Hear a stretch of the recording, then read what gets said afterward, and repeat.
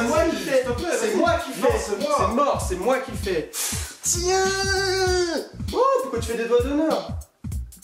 Bon, allez, c'est ta leçon du jour, maintenant. Hello everybody. Bonjour tout le monde. Aujourd'hui, on va voir pourquoi on fait des doigts d'honneur. Je mets un point d'honneur à te faire des doigts d'honneur. Ting, ting, ting, ting, ting.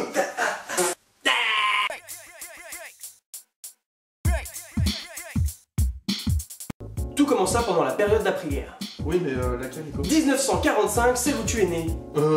Même pas vrai, je suis dans 54. Bref, restituons le contexte. 1947, Portugal, tribunal, crime, avocat, la plaidoirie bat son plein.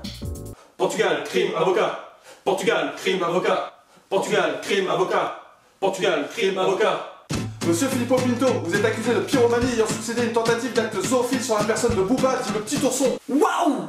Raph, c'est quoi cette mise en scène pourrie et exagérée? Mais non, mais c'est pour faire un peu de sensationnel, que le public accroche, quoi. Non, non, non, non, non, non, non. On suit une éthique, on doit dire la vérité. Ok. Monsieur Filippo Pinto, vous êtes accusé d'avoir mangé la main de votre voisin avec une sauce rôtie. Raph! Monsieur Filippo Pinto, vous êtes accusé d'avoir volé les poules de votre voisin Pedro da Costa do Salles. Faux! Mon client les a achetées le plus légalement possible au marché de Porto. Faux! Lui être honnête, haha, quand les poules auront des dents.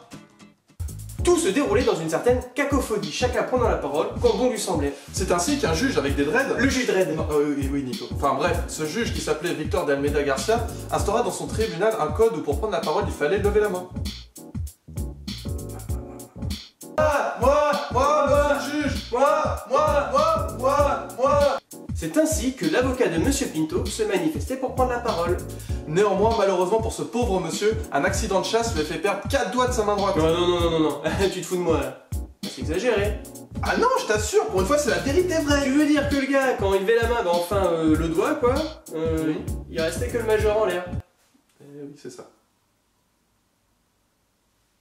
Monsieur le juge, puis-je prendre la parole, s'il vous plaît? Tu vas plutôt prendre ma main dans ta gueule. Je ne vous parle pas à vous! S'ensuivit une bagarre. Le deuxième avocat ne supportant pas qu'on puisse lui faire des doigts d'honneur. Et cette anecdote fit parler d'elle dans le pays de nombreuses années.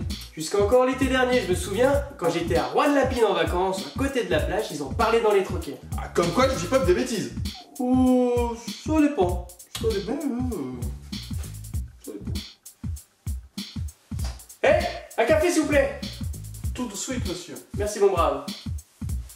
Ainsi, on parla du doigt d'honneur quand quelqu'un a voulu faire la bagarre, ou simplement lors d'un désaccord. L'expression est ensuite arrivée dans nos contrées françaises en même temps que l'immigration portugaise lorsqu'il fallut reconstruire le pays.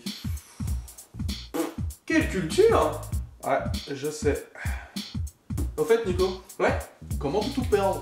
D'accord. Non, non, Raph, il y a déjà un copyright dessus, on le fait pas ça. Non. Ah, nous le coupe-t-elle? Écoute, Jounette. Bon. Moi, je vais aller écouter les Daft Punk.